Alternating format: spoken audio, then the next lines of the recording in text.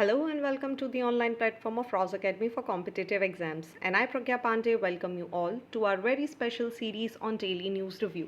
आज हम चर्चा करेंगे कुछ महत्वपूर्ण न्यूज़ के बारे में। सबसे पहले देखेंगे मूडीज़ की रिपोर्ट जिसने आधार को अनरिलायबल बताया है ह्यूमिड हॉट इंडियन क्लाइमेट के बारे में। साथ ही हम बात करेंगे मल्टीपल एंट्री एग्जिट ऑप्शन जिसे एनएसई में प्रपोज किया गया था, किस तरीके से हाउस पैनल ने डिसाइड किया है कि ये इंडिया के कॉन्टेक्स्ट में सूटेबल नहीं है। साथ ही हम बात करेंगे असम की मॉनेस्ट्री जिनको रिजर्व किया जाने वाला है इंडिजीनियस पीपल के लिए, और साथ ही हम यहाँ पर बात करेंगे श्रीमंत शंकर देवा के बारे में। Next will be talking about Fukushima के nuclear radio active waste water के बारे में, जिसको लेकर लगातार कंट्रोवर्सीज देखने के लिए मिल रही है। साथ ही हम डिस्कस करेंगे नेवी का proposal for second Vikrant like aircraft carrier. Next will be talking about NASA's first asteroid sample land on the earth, and lastly we'll be discussing about the Five Eyes Alliance. So without wasting any time, let's see what is in the news. देखिए, Moody जो कि एक international organisation के form में आपको दिखाई देती है, जिसको यूजुअली आप global rating major investor services बोलते हैं, इन्होंने एक कंसर्न जताया है इंडिया के आधार प्रोग्राम को लेकर। इन्होंने एक्सप्रेस किया है कि जो सिक्योरिटी और प्राइवेसी है वो बहुत ज़्यादा वल्नरेबल हो जाती है व्हेन इट कम्स टू आधार, क्योंकि ये जो सेंट्रलाइज आइडेंटिफिकेशन सिस्टम है आधार, ये कहीं ना कहीं यूज़र की जो प्राइवेसी है उसको यहाँ पर हैम्पर करने की बात करता है when we share our biometric or iris data, या फिर हम बात कर लें हमारी प्राइवेट डेटास को शेयर करने की with the third party services through the OTP also. ऐसे में अगर हम बात करें तो ये जो इस्टेब्लिश्ड ऑथराइजेशंस हैं, यहाँ पर जो किसी भी व्यक्ति का जो डेटा है उसके जाने की बात ज़्यादा समझ में आ रही है। ऐसे में इन्होंने एक और ऑल्टरनेटिव सजेस्ट किया है कि जो डिसेंट्रलाइज आइडेंटिटी सिस्टम होता है, जिसे हम DID प्रोग्राम के नाम से भी जानते हैं, पर्टिकुलरली जो कि एक ब्लॉकचेन टेक्नोलॉजी पर आधारित होता है, ये ज़्यादा बेहतर होता है जब हम प्राइवेसी या सिक्योरिटी कंसर्न्स की बात करते हैं। देखिए, आगे अगर हम बात करें तो मूडी ने एक और बहुत इंपॉर्टेंट बात बोली है कि क्योंकि गवर्नमेंट आधार जैसे इनोवेटिव आइडियाज़ को लेकर इसीलिए आई थी, जो सोशल सिक्योरिटी बेनिफिट्स हैं उन्हें मैक्सिमम लोगों तक पहुंचाया जा सके, मार्जिनलाइज्ड ग्रुप तक पहुंचाया जा सके, मैनुअल लेबर तक पहुंचाया जा सके। ऐसे में इंडिया का जो क्लाइमेट है, जो हॉट और ह्यूमिड क्लाइमेट है, ऐसे में बायोमेट्रिक्स का यूज़ करना कहीं से भी एक अच्छा विचार नहीं है, एक क्वेश्चनेबल चीज़ यहाँ पर ये क्रिएट कर देता है।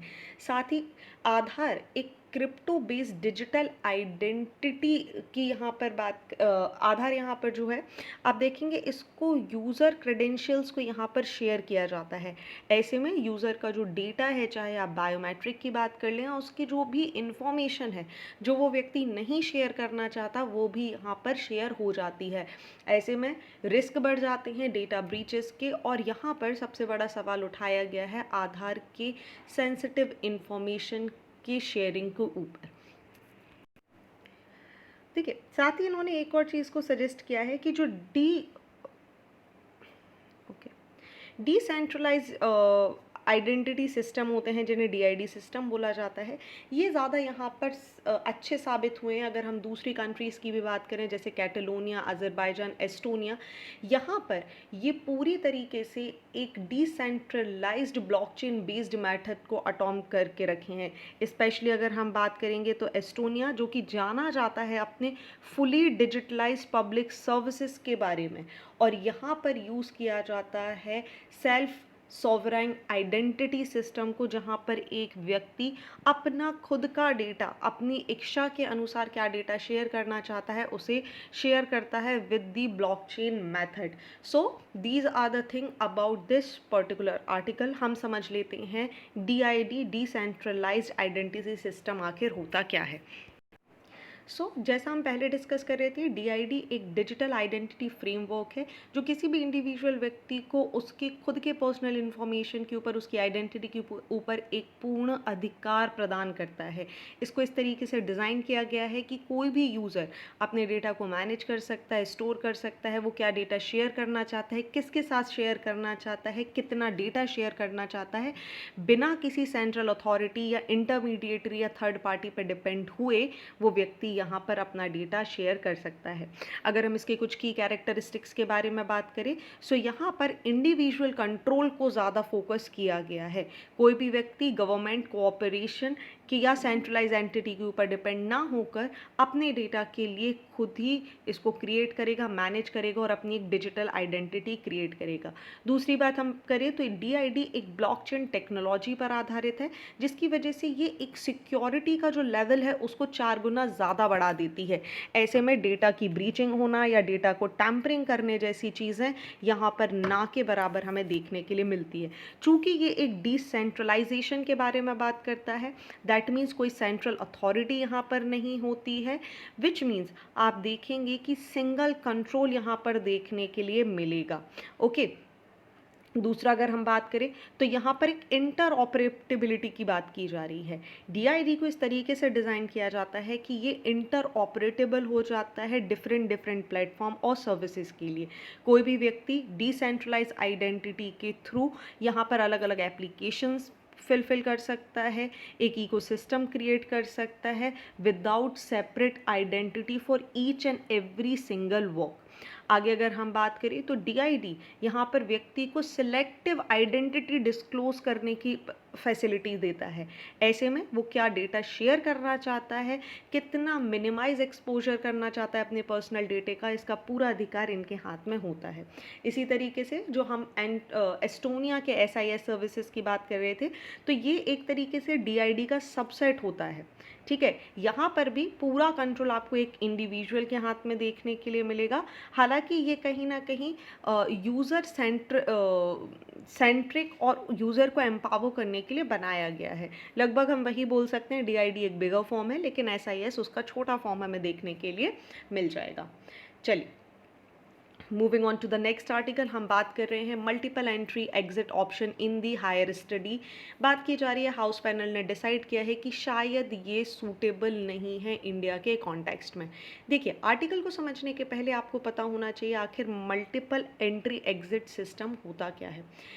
देखिए, इंडिया की अगर आप बात करेंगे तो बहुत बार ऐसा हो जाता है कि भाई किसी के पास पैसे नहीं है, कोई दूसरी कंडीशन आ जाती है। ऐसे में जो व्यक्ति पढ़ाई कर रहे हैं, जो बच्चे पढ़ाई कर रहे हैं, उनको यहाँ पर ड्रॉप करना पड़ता है इस पर्टिकुलर कोर्स में। Result into drop out rate बढ़ जाते हैं और वो अपनी डिज़ायरेबल एजुकेशन यहाँ पर नहीं कंप्लीट कर पाते। ऐसे में नेशनल एजुकेशन पॉलिसी 2020 ने एक नया सुझाव दिया था, which is MEME। Multiple entry exit system को यहाँ पर एक कॉर्नर स्टोर बोल सकते हैं हम न्यू एजुकेशन पॉलिसी का, specially in the higher education.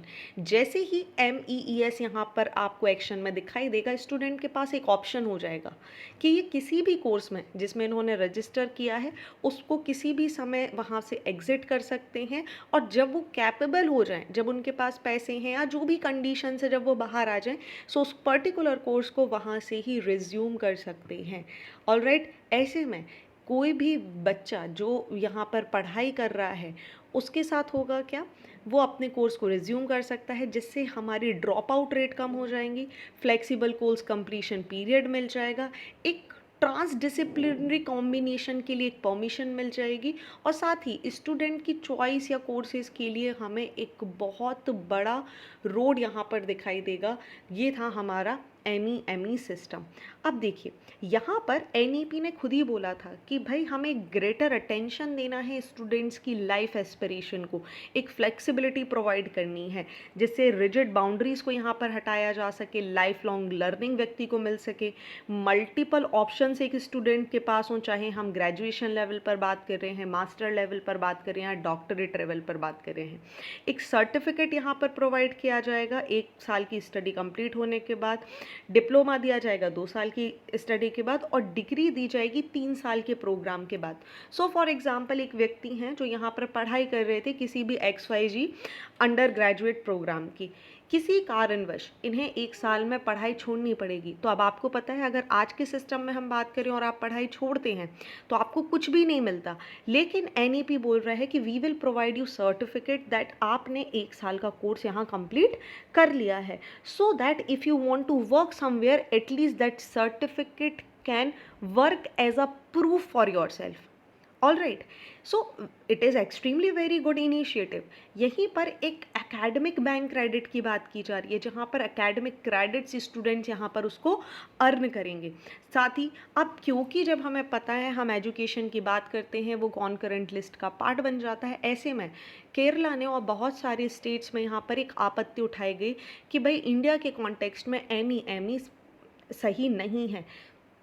Finally Kerala ने डिसाइड किया कि they will not go with ME। Okay, अब हुआ क्या है, क्या कारण यहाँ पर डिस्कस किए जा रहे हैं उनको समझ लेते हैं।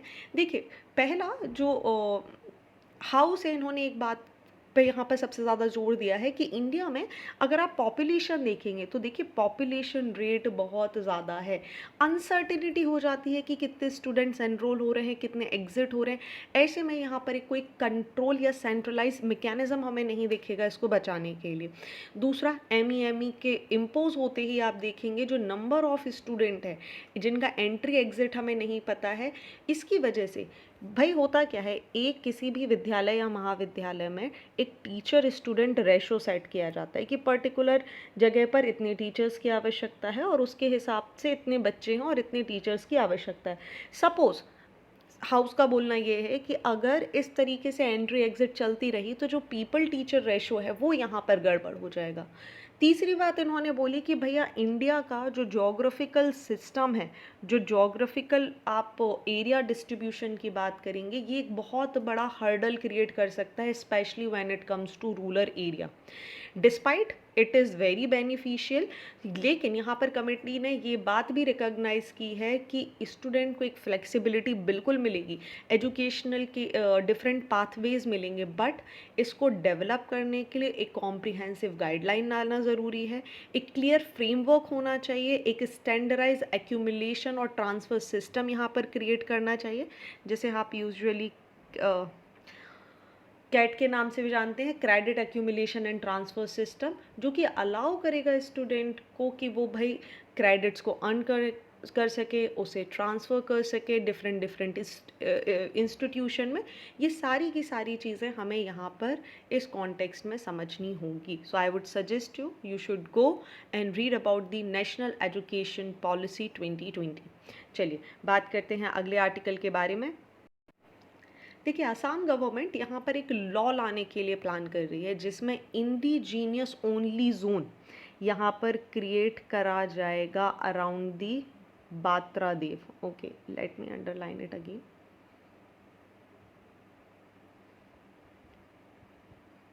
सो बात्रा देव जो कि 15-16वीं शताब्दी के एक सोशल रिफॉर्मर्स जो संत रहे हैं यहाँ के, श्रीमंत शंकर देवा, ठीक है, अभी हम इनके बारे में समझेंगे।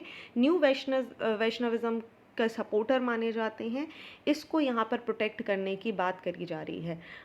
बता द्वारा जिसकी हम बात कर रहे हैं, जिस जगह की, ये नागौन डिस्ट्रिक्ट में लगभग गुवाहाटी से 130 किलोमीटर की दूरी पर सिचुएटेड है। हमें बात करनी है क्या, हम देखेंगे यहाँ पर शंकर देवा के बारे में। ओके, क्यों? क्योंकि यहाँ पर एक 575th बर्थ एनिवर्सरी यहाँ पर सेलिब्रेट की जाने वाली है असम में। ऐसे में यहाँ पर ये रिफॉर्म्स की बात की जा रही है। चलिए समझ लेते हैं आखिर कौन है शंकर देवा और क्या है न्यू वैष्णविज्म।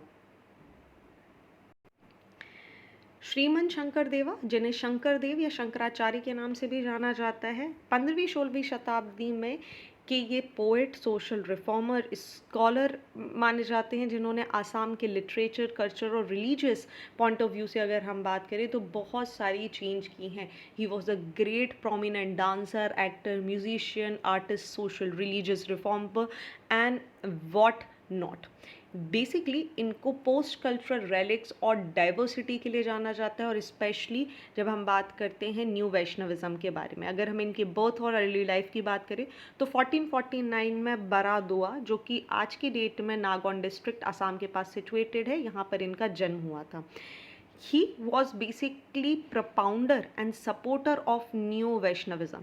Neo Vaishnavism की जब हम बात करते हैं, आपको एक चीज़ समझ लेनी चाहिए कि न्यू वैष्णविज्म जो है ये भक्ति मूवमेंट का पार्ट है, जो कि एक डिवोशनल और एक रिफॉर्मिस्ट मूवमेंट है, जिसको हिंदुइज्म के अंदर देखा गया था इन दी लेट मिडाइवल पीरियड।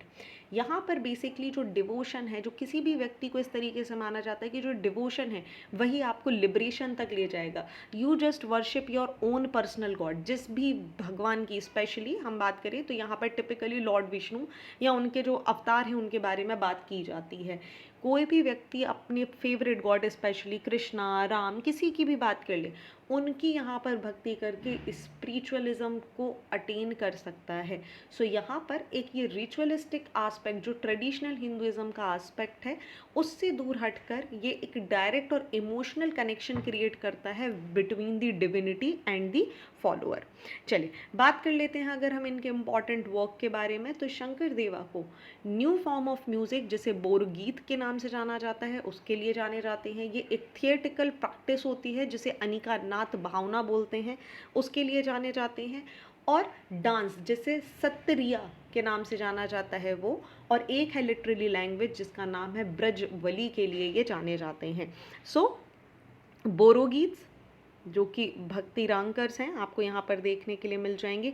इनका सबसे फेमस लिटरली वर्क अगर हम बात करें तो इट इज़ कीर्तन घोष, जो कि डिवोशनल सॉन्ग्स का कलेक्शन है specially for the new Vaishnavism. Shankar Dev की बात करें तो यहाँ पर इन्होंने अंकिया नाट, जो मैंने आपको बताया जैसे भावना या थिएटिकल परफॉर्मेंस होती है, उसको यहाँ पर स्टार्ट किया।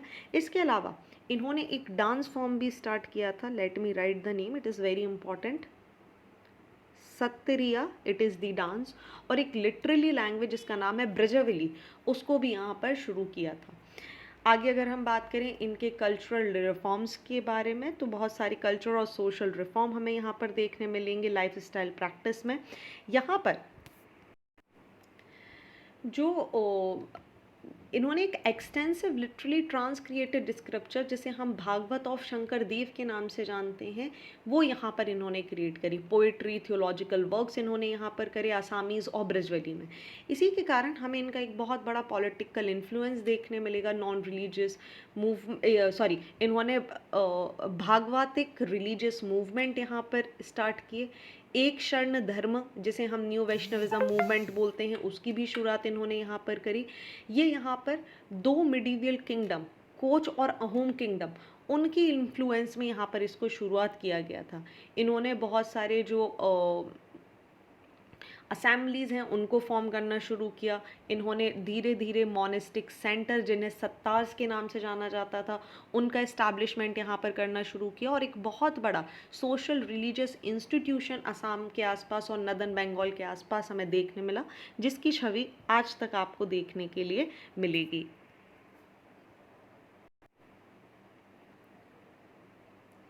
चलिए moving on to the next article, हम बात कर रहे हैं फुकुशिमा के न्यूक्लियर वेस्ट वाटर कंट्रोवर्सी के बारे में।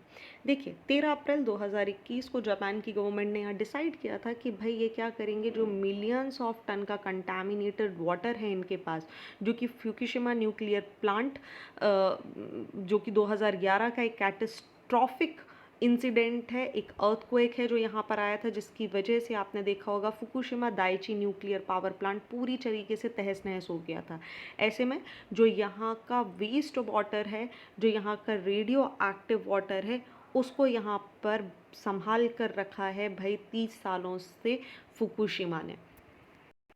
अब देखिए ऐसे में हुआ क्या, जब यहाँ पे Fukushima Daiichi nuclear power plant यहाँ पर 2011 के अर्थक्वेक के कारण ये पूरा का पूरा यहाँ पर जितना रेडियो एक्टिव मटेरियल था ये रिलीज़ हो गया। ऐसे में यहाँ पर जापान ने इसको स्टोर किया। वैसे में 30 साल से ज़्यादा होने वाले हैं वेयर दे आर डिसाइडिंग कि अब इसको रिलीज़ किया जाए, और इसी को लेकर पॉलिटिकल टेंशन और बहुत ज़्यादा प्रोटेस्ट यहाँ पर देखने के लिए मिल रहा है। हम समझ लेते हैं कि 2000 ये ऐसी सिचुएशन क्या हुई थी, इस वाटर को ट्रीट कैसे किया जा रहा है। देखिए टेपको जो है, जो यहाँ का टोक्यो इलेक्ट्रिक पावर कंपनी है जापान का, ये यहाँ की लार्जेस्ट इलेक्ट्रिकल यूटिलिटी फर्म है, जो 2011 से इसी वाटर को यहाँ पर ट्रीट करने का काम कर रही है। यहाँ पर इन्होंने एक मेथड अडॉप्ट करी है जिसका नाम है advance liquid processing system. Basically ये जो एडवांस लिक्विड प्रोसेसिंग सिस्टम होता है, ये लगभग 62 प्रकार के रेडियो एक्टिव मटेरियल्स को पानी में और एनवायरनमेंट से निकालने का काम कर सकता है। हालांकि यहाँ पर सबसे बड़ा जो विवाद बना हुआ है वो है ट्राइटेटेड वाटर के कारण। अब देखिए ट्राइटेटेड वाटर, क्योंकि यहाँ पर कंपनी का बोलना बहुत क्लियर है, not alone company but usually भी अगर आप जानते हैं ट्राइटेटेड वाटर जो होता है, जैसे आप ट्राइटियम ऑक्साइड के नाम से जानते हैं, जैसे हम T20 भी यहाँ पर T2O भी बोल देते हैं, कई बार हम लोग इसे T20 भी ऐसे बोल देते हैं कि भाई this is the T20 of chemicals. So यहाँ पर ये एक रेडियो एक्टिव आइसोटोप होता है हाइड्रोजन का, क्योंकि ये बहुत ही ज़्यादा आइडेंटिकल होता है हाइड्रोजन से, ऐसे में इसको रिमूव करना थोड़ा सा पॉसिबल नहीं होता है। सो यूजुअली क्या किया जाता है कि भाई हाइड्रोजन की जो मात्रा है वो ऐसे ट्रीटेड वाटर में या न्यूक्लियर प्लांट्स में यहाँ पर हाइड्रोजन की मात्रा या वाटर की मात्रा बढ़ा दी जाती है, जिसकी वजह से बाय डिफ़ॉल्ट ट्राइटियम जो हो जाता है वो बहुत नीचे आ जाता है। इनफैक्ट जो इंटरनेशनल एटॉमिक एनर्जी एजेंसी है उनके स्टैंडर्ड्स को ये फुलफ़िल कर जाता है, और साथ ही WHO के जो ड्रिंकेबल वाटर में ट्राइटियम की मात्रा कितनी होनी चाहिए उसको भी यहाँ पर निर्धारित कर देता है। ठीक है, अब देखिए प्रॉब्लम क्या है। ट्राइटियम जो कि एक रेडियो एक्टिव आइसोटोप है हाइड्रोजन का, रेगुलर हाइड्रोजन के मुकाबले अगर आप बात करोगे तो इसके अंदर आपको एक प्रोटॉन और कोई भी न्यूट्रॉन देखने के लिए नहीं मिलता। ट्राइटियम के अंदर एक प्रोटॉन होता है और 2 न्यूट्रॉन्स आपको देखने मिल जाते हैं, विच मीन्स अगर आप हाइड्रोजन की बात कर रहे हैं सो डेफिनेटली आपको पता है आपको इसके अंदर एक प्रोटॉन और कोई न्यूट्रॉन नहीं देखने मिलेगा। लेकिन ट्राइटियम की बात कर रहे हैं, अगर हम T2O की बात कर रहे हैं, सो इसके अंदर 2 न्यूट्रॉन और एक प्रोटॉन और 2 न्यूट्रॉन्स आपको देखने के लिए मिल जाएंगे। So in easy language what we can say here that tritiated water is created when tritium, typically produced in nuclear reactor, combined with oxygen to form H2O molecules, which means that one or more of the hydrogen atoms in a water molecule is replaced by nothing but the tritium. सो जो radio activity है tritium की is relatively very low, और यहाँ पर ये बहुत ही low energy बेटा particles को यहाँ पर रिलीज़ करता है। इसी की वजह से आप देखेंगे कि जो स्टडीज़ हैं इससे पता चलता है कि अगर ट्रीटेड वाटर को यहाँ पर रिलीज़ किया जा रहा है और उसके अंदर ट्राइटियम है, सो यहाँ पर ट्रीटेड वाटर को रिलीज़ करने से कोई हाई कॉस्ट पैनिक का नहीं है। हालांकि ये बात बहुत ही क्लियर है कि जो ट्राइटियम है वो बहुत ही आसानी से एब्जॉर्ब कर लिया जाता है बाय दी लिविंग क्रीचर, ठीक है, in the form of tritiated water, और रैपिडली यहाँ पर ये डिस्ट्रीब्यूटेड होता रहता है हमारी बॉडी में। सिंस जो ट्राइटेटेड वाटर है ये हमारी प्लेसेंटा से आसानी से पास हो सकता है, इसकी वजह से यहाँ पर जो सबसे बड़ा कंसर्न है वो है डेवलपमेंटल इफेक्ट्स इन दी बेबीज़। ठीक है, सो आप याद रखेंगे बाकी सब कुछ यहाँ पर ठीक है, बट जब ये ग्रेजुअली पास होगा so it can easily cross the placenta, जहाँ पर जो वुमेन हैं अगर ये ऐसे पानी को यहाँ पर यूज़ करती हैं सो आप देखेंगे जो डेवलपमेंटल इश्यूज़ हैं वो देखने के लिए मिलते हैं। हालांकि अगर इसको बहुत लंबे समय तक इससे अगर कोई व्यक्ति यहाँ पर एक्सपोज होता है तभी ये कंडीशन आपको देखने के लिए मिलेगी। हाउएवर अगर हम बात करें जो नॉर्मल केमिकल हैं लाइक हाइड्रोजन, अगर इनका यहाँ पर इसको यहाँ पर ज़्यादा बढ़ा दिया जाए तो जो ट्राइटियम है, जो ट्राइटियम का लेवल है वो यहाँ पर बाय डिफ़ॉल्ट आपको कम देखने के लिए मिल जाएगा। ओके, सो आई होप आपको ये आर्टिकल क्लियर हो चुका है। चलिए नेक्स्ट आर्टिकल के बारे में बात करते हैं। बात की जा रही है डिफेंस बोर्ड ने डिस्कस किया है सेकंड विक्रांत लाइक कैरियर के बारे में। देखिए, इंडियन नेवी ने यहाँ पर एक प्रपोज़ल रखा है कि हमें एक सेकंड एयरक्राफ्ट कैरियर की आवश्यकता है, जैसा आपका एयरक्राफ्ट कैरियर विक्रांत है, ठीक है? और लगभग इसकी कॉस्ट 40,000 के करोड़ के आसपास हमें देखने के लिए मिलेगी। बात यहाँ पर की जा रही है नए एयरक्राफ्ट के बारे में, ताकि जो इंडियन नेवी है, यहाँ पर सेकंड एयरक्राफ्ट आने से आप देखेंगे, जिसकी बात की जा रही है, इसका नाम है कैरियर 2, ठीक है? या IAC-2, एक इंडिजीनियसली बिल्ड किया जाने वाला ये यहाँ पर प्लान है, जिसको यहाँ इस्टेब्लिश किया जाएगा। इनिशियली नेवी ने एनविसेज किया है कि IAC-2 जो है वो यहाँ पर 65,000 टन के आसपास आपको ये देखने के लिए मिल जाएगा इसकी साइज़। और यहाँ पर ये पूरा का पूरा जो है ये capture assisted take off but arrested recovery system के ऊपर डिपेंड करेगा।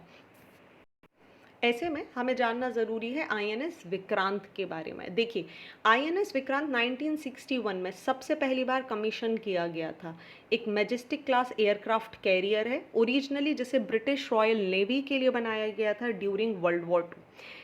इसका इम्पॉर्टेंट रोल था 1971 का इंडिया पाकिस्तान वॉर।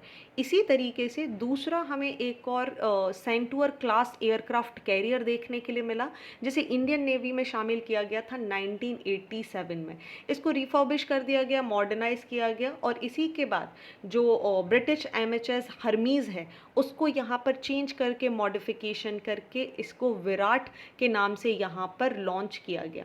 आगे अगर हम बात करें तो इसी के हिसाब से 2013 में हमें देखने मिला INS विक्रमादित्य, जिसे पहले एडमिरल गोरशोव के नाम से जाना जाता था, ठीक है? एक मॉडिफाइड केविन क्लास एयरक्राफ्ट है, जो कि यहाँ पर इसको रशिया से लिया गया था।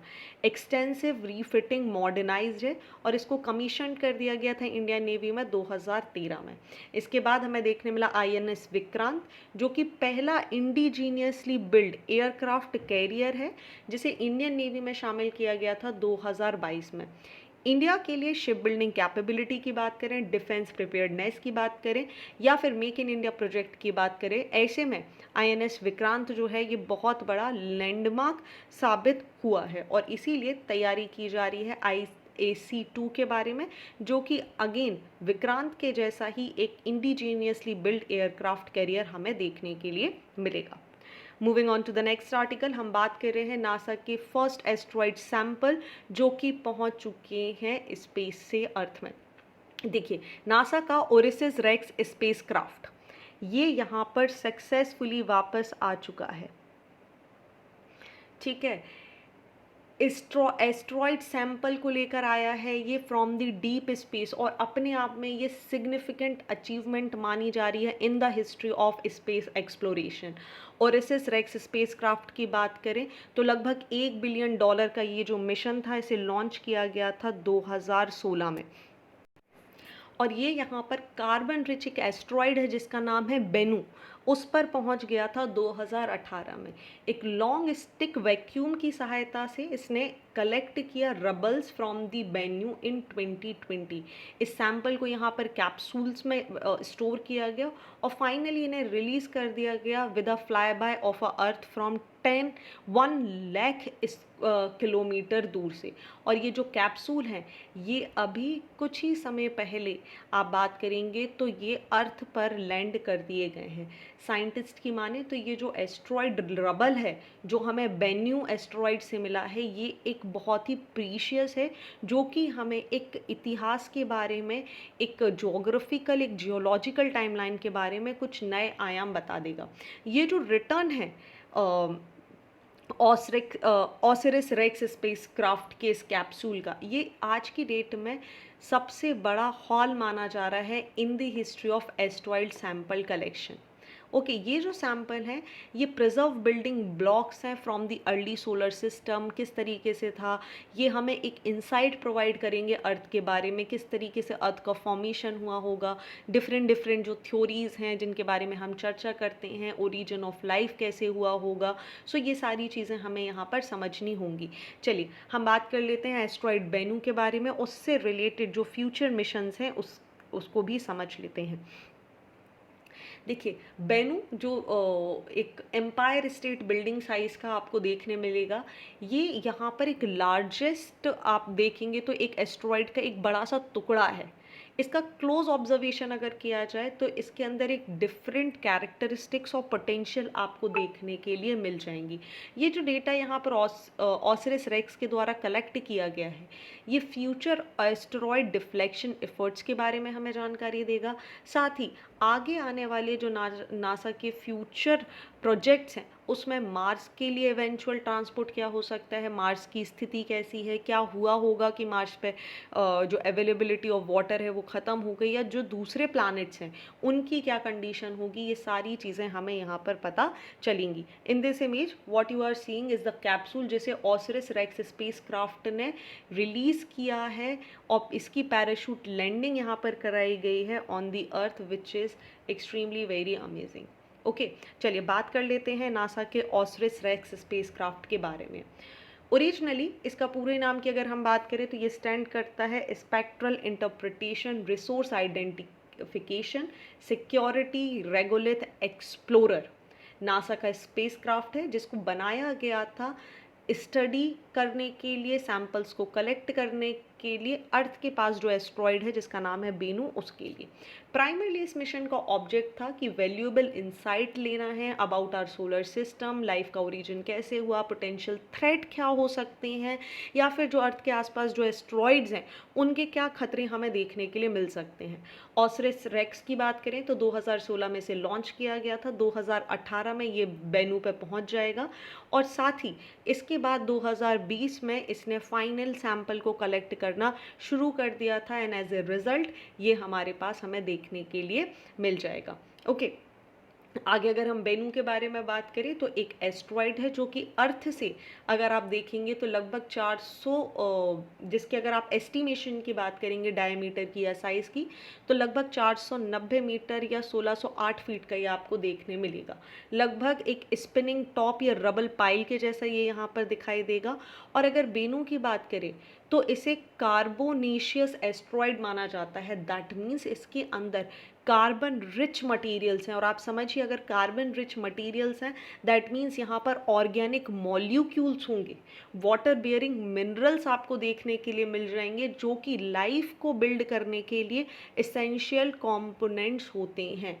और यहीं पर एक रिसेंटली देखिए जापान ने भी यहाँ पर कुछ डिस्क्लोज किया था कि जो बेनू है, जो एस्ट्रॉयड है, ये बहुत ही स्पीड से अर्थ के नज़दीक आता जा रहा है। ठीक है, और पॉसिबली यहाँ पर माना जा रहा है कि इसका कोलिजन हमें देखने के लिए मिल सकता है, और ऐसे में इसकी स्टडी करना, इसके बारे में डिटेल अध्ययन करना अपने आप में बहुत महत्वपूर्ण था। चलिए moving on to the last article of the day. बहुत अच्छा आर्टिकल आया है हमारे सामने, बात की जा रही है 5i के बारे में।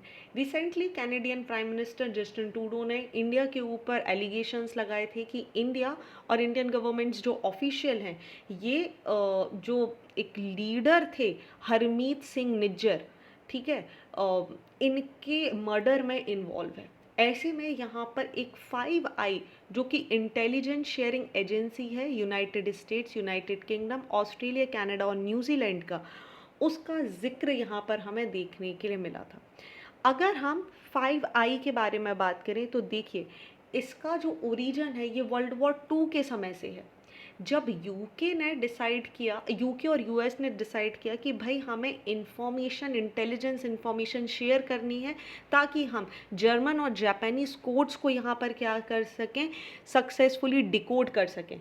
ऐसे में इनिशियली ब्रूसा एग्रीमेंट यहाँ पर साइन किया गया। Let me write the name, आपको यहाँ पर इमेज में भी दिख रहा होगा, it is the name given here, BRUSA, ठीक है, which is the Britain USA agreement. ठीक है, ब्रिटेन यूएसए एग्रीमेंट यहाँ पर साइन किया गया, जिसके अंदर यूके इंटेलिजेंस एजेंसी और यूएस की वॉर डिपार्टमेंट्स जो हैं ये इंटेलिजेंस इंफॉर्मेशंस को शेयर करेंगे। 1946 में यूके यूएसए एग्रीमेंट इस्टेब्लिश किया गया, जिसके अंदर कनाडा 1949 में, और न्यूजीलैंड की अगर आप बात करेंगे तो 1956 में न्यूजीलैंड भी इसके अंदर शामिल हो जाएगा। इसी के साथ आप देखेंगे 5 अलायंस आपको देखने के लिए मिलेगा। हालांकि ये जो एग्जिस्टेंस था, ये जो ग्रेजुअली ग्रुपिंग होना शुरू हुई थी वर्ल्ड वॉर 2 के टाइम से 1956 तक ये चलती रहेगी, इसका कोई ऑफिशियल ट्रैक हमें नहीं देखने मिलेगा 2010 में। 2010 का वो टाइम है जब फाइनली एक यूके यूएसए एग्रीमेंट फाइनली आपके सामने 5 आई देखने के लिए मिल जाएगा। ये 5 जो नेशन हैं जिनकी हम बात कर रहे हैं, यूएसए, यूके, ऑस्ट्रेलिया, कनाडा और न्यूजीलैंड, ये यहाँ पर इंटेलिजेंस शेयर करते हैं, इंफॉर्मेशन शेयर करते हैं in the common interest of the national security. Okay, 5 आई की अगर हम बात करें तो किस तरीके से डिफरेंस आपको देखने मिलेगा, ये देखिए एक सिक्योरिटी इंटरेस्ट की बात करते हैं। हालांकि कोई यूनिफॉर्म फॉरेन पॉलिसीज़ आपको इनकी नहीं देखने मिलेगी। फॉर एग्जांपल अगर हम बात करें New Zealand, which has refrained from condemning certain Chinese action due to deep trade ties, while the other 4 countries have taken a different stance. तो ऐसे में अगर आप देखेंगे डिफरेंशिएशन आपको फॉरेन पॉलिसी का देखने मिल जाएगा, जिसका इंटेलिजेंस शेयरिंग पर कोई खास असर देखने के लिए नहीं मिलेगा। Okay, so this is about the 5 I which is continuously in news. I hope आपको सारी चीज़ें क्लियर हो चुकी होंगी। तो बात करते हैं आज के मेंस के क्वेश्चन के बारे में। आपको 2 सवाल स्क्रीन के ऊपर दिखाई दे रहे हैं, जिसको आपको अपनी कॉपी में लिखना है। You have to click the photograph and upload it on the website. The link is given in the comment section also. So thank you for watching this video. आपको वीडियो कैसा लगा हमें comment section में ज़रूर बताएं. Thank you for watching it. Do not forget to hit like button, comment your valuable feedback and subscribe our channel. Thank you and see you soon.